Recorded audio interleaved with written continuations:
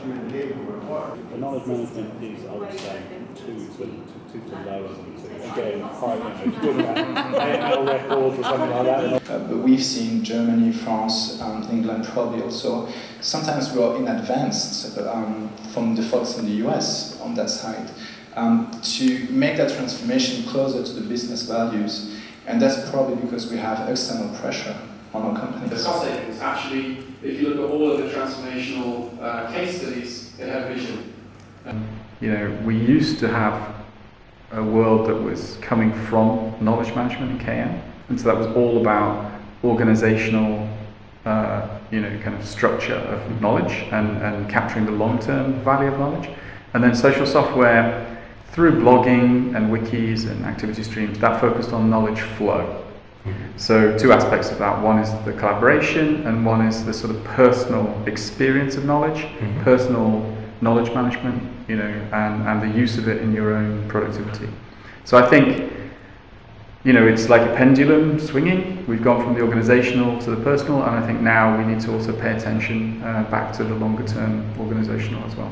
So it doesn't surprise me to see that result. I think the first problem with knowledge management is that the field was captured by software companies. So, you know, knowledge management conferences one time were very interesting. You mean 10 years ago? 10 years ago, exactly. One time they were very interesting, and then they became 90% an exhibition of very structured software and 10% discussion and content. So in a sense, the field was captured. Now, obviously there's a need for good software and technologies, but I think many of the assumptions of the old wave of KM were just wrong. So they thought about this from the organisation point of view, not from the personal point of view, and you need to do both. They had the wrong approach to tacit knowledge and unstructured knowledge, which was an attempt to turn tacit, unstructured into structured, which is completely wrong. You just need to have access to it. It needs to be in the network and available to you. And I think the other thing that they never really solved, and that is a challenge of social software, is the idea that all evidence suggests that people will not share knowledge if it's an extra step in their work.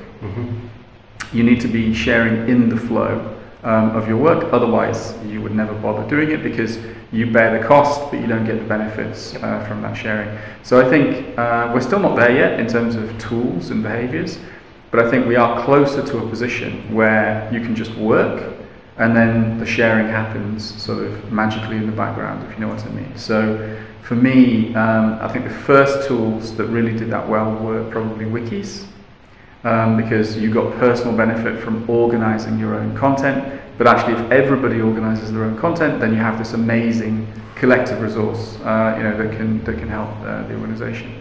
I think some of the flow tools like activity streams and so on have been helpful in that sense as well.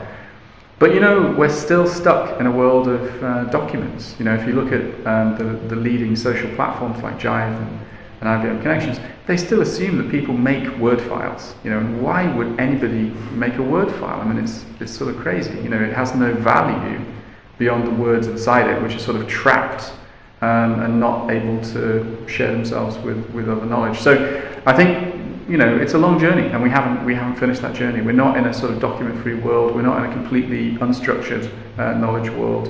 But yeah, it's changing. I think it's going to be interesting, actually, to see the return of a focus on sort of knowledge capture and knowledge organisation. I don't like the term knowledge management, but you know, working with knowledge and being conscious of knowledge. I think that will become more of an issue in the social platforms. And mobile, do you think it's going to accelerate or reduce penetration of structured content? I think mobile will reduce the emphasis on documents because, you know, it's just a pain to use one of these absurd document formats, you know, on a mobile device.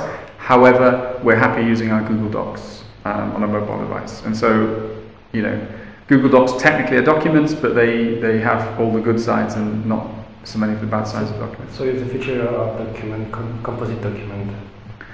I think the future is just words, and you know, and those words they're independent of structure, they're independent of file format. You know, I mean, it's, you know, if you look at some companies who still communicate with each other in PowerPoint files, you know, it's just a craziest thing you could do. I mean, it takes so long to make a PowerPoint file. They're very hard to search, and you end up using some, awful system like SharePoint, etc., to store them in. It's just not. It's not what normal people would do at this point in time.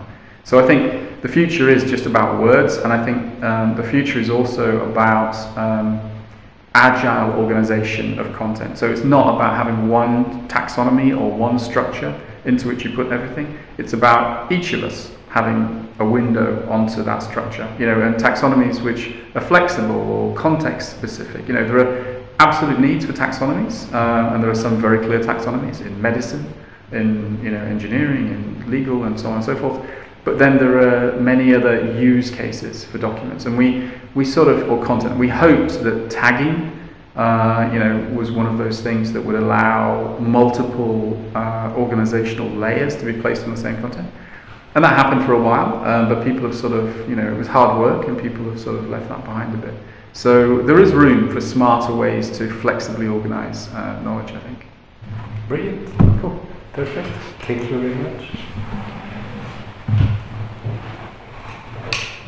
We are at the British Academy.